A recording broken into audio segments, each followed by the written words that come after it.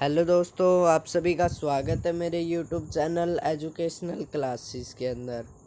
तो आज हम करने वाले हैं chapter number first chemical reactions and equation. ये पार्ट नंबर सेकंड है।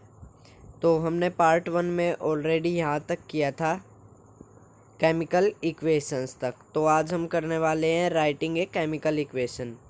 भी भाई केमिकल इक्वेशन को कैसे लिखा जाता है, अब आप सभी ने पढ़ तो लिया है भी केमिकल इक्वेशन क्या है, वैसे लिख भी मतलब क्या है, किस तरह से रिप्रेजेंट किया जाता है। तो अब हम देखेंगे जो केमिकल इक्वेशंस हैं उनको अगर वर्डिंग फॉर्म से शॉर्ट फॉर्म में लिखना पड़े तो कैसे लिखा जाए, सिंबॉलिक फॉर्म में लिखना पड़े तो उनको कैसे लिखा जाए, ठीक है ना। तो चलिए देखते हैं। Is there any other shorter way of representing chemical equation. भी अब ये बंदा पूछ रहा है कि क्या और भी कोई मेथड है जिसके द्वारा हम जो हमारी केमिकल इक्वेशन है उसको छोटे रूप में लिख सकें। तो chemical equations can be made more concise and useful if we use chemical formulae instead of words. भी हाँ, बहुत से तरीके ऐसे हैं कि हम उनको फॉर्मूले के रूप में लिख सकें। वर्ड की जगह अगर हम उसे फॉर्मूले के रूप में लिखेंगे, जैसे एक वर्ड के अंदर हमने लिख दिया मैग्नीशियम, ठीक है ना, तो बहुत ही लंबा नहीं लग रहा है ये। और अगर हम इसे सिंबॉलिक फॉर्म में लिखें या फॉर्मूले के रूप में लिखें तो Mg, देखो कितना छोटा हो गया। तो रिएक्शन देखो कितनी अच्छे से बनेगी। अब मान लो हम मैग्नीशियम प्लस ऑक्सीजन की करवा रहे हैं, तो हमें यहाँ पर अगर वर्डिक फॉर्म में लिखें तो मैग्नीशियम प्लस ऑक्सीजन लिखना पड़ेगा, है ना, पूरा नाम लिखना पड़ेगा। तो इसलिए हम इसे सिंबॉलिक फॉर्म में भी लिख सकते हैं, ठीक है। ए chemical reaction equation represent a chemical reaction, ठीक है ना। जो केमिकल इक्वेशंस होती है, जैसे for example Mg plus O2 मिलके बना रही हैं MgO, तो ये केमिकल रिएक्शन को रिप्रेजेंट कर रही है। भी हाँ, केमिकल रिएक्शन हुई है, किसी भी दो रिएक्टेंट्स के बीच रिएक्शन हुई है और प्रोडक्ट बनकर निकला है, ठीक है ना। आगे समझ में क्लियर है। इफ़ यू रिकॉल फॉर्मूले ऑफ मैग्नीशियम, अगर आपको याद हो तो जो मैग्नीशियम का फॉर्मूला था ऑक्सीजन एंड मैग्नीशियम ऑक्साइड, और जो ऑक्सीजन और मैग्नीशियम ऑक्साइड था the above word equation can be written as. तो हमने वर्ड इक्वेशन से उसको कुछ इस प्रकार से लिखा था, ठीक है। देखिए कैसे लिखा था, देखिए यहाँ पे हमने पूरा वर्ड इक्वेशन में लिखा है, ठीक है ना। देखो पूरा वर्ड इक्वेशन में लिखा है। अब अगर हम इसे सिंबॉलिक फॉर्म में लिखे ना, मतलब अगर अब हम इसे सिंबॉलिक फॉर्म में लिखना चाहे तो देखो अब हम इसको ऐसे लिख सकते हैं ना। देखो कितना छोटा हो गया, आप ही देखो यहाँ पर तो हमने magnesium oxide, oxygen magnesium oxide कितना बड़ा हो गया। और अगर यही चीज़ हम यहाँ पे शॉर्ट फॉर्म में लिखते हैं तो Mg प्लस O2, ठीक है, क्लियर है।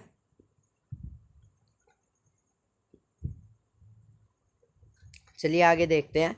Count and compare the number of atoms of each element LHS and RHS of the arrow. भी अब ये कह रहा है कि काउंट करो नंबरों को और कंपेयर करो जो नंबर ऑफ एटम्स होते हैं उनको, ठीक है।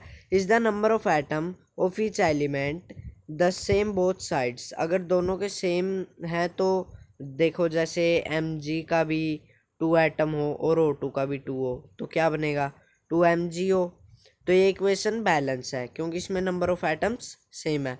अगर ये ऐसे हो Mg प्लस O2 और यहाँ पर Mg और O2 हो तो सिर्फ देखो जो ऑक्सीजन है उसके एटम 2 है ना, इनके तो नहीं है, तो ये इक्वेशन बैलेंस नहीं है, ठीक है। तो ये यही बात कहना चाह रहा है। If not then equation is unbalance because the mass is not the same on both sides of equation. भी अगर अनबैलेंस होगी तो मास उनका सेम नहीं होगा। Such chemical equation is a skeletal chemical equation for a reaction. Equation 1.2 is a chemical skeleton chemical equation for burning magnesium in air. भी देखो, अब जो हमारी केमिकल इक्वेशन है वो तभी बैलेंस होगी जब उनके नंबर ऑफ एटम्स सेम होंगे, ठीक है, मास और एटम सेम होगा। पर जो हमारी इक्वेशन 1.2 है उसमें नंबर ऑफ मास सेम नहीं है, ना ही नंबर ऑफ एटम सेम है, तो इसलिए अनबैलेंस है। जो इक्वेशन अनबैलेंस्ड होगी उसे हम स्केलेटन केमिकल इक्वेशन कहेंगे। 1 नंबर में इंपॉर्टेंट क्वेश्चन है, स्केलेटन केमिकल इक्वेशन है क्या, ठीक है। चलिए अब देखते हैं। अब यहाँ तक तो बात हो गई भी उन्हें किस तरह से रखा जाएगा या लिखा जाएगा सिंबॉलिक फॉर्म में। अब उनके नंबर ऑफ एटम्स को डिवाइड करने या उनको इक्वल करने में या उनको बैलेंस करने में क्या करना पड़ेगा, अब हम वो सीखेंगे कि कोई भी इक्वेशन है उसको बैलेंस करने के लिए हमें क्या करना पड़ेगा।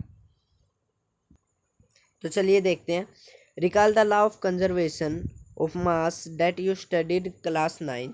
मास can be neither be created nor be destroyed in A chemical reaction. अब देखिए ये कह रहा है कि आपको याद होगा आपने 9th क्लास में लॉ ऑफ कंजर्वेशन पढ़ा होगा, ठीक है। उसके अंदर क्या था, जो हमारा मास था वो ना ही तो क्रिएट किया जा सकता है और ना ही डिस्ट्रॉयड किया जा सकता है। तो मतलब मास सेम होगा, नंबर ऑफ एटम हम चेंज कर सकते हैं, ठीक है ना।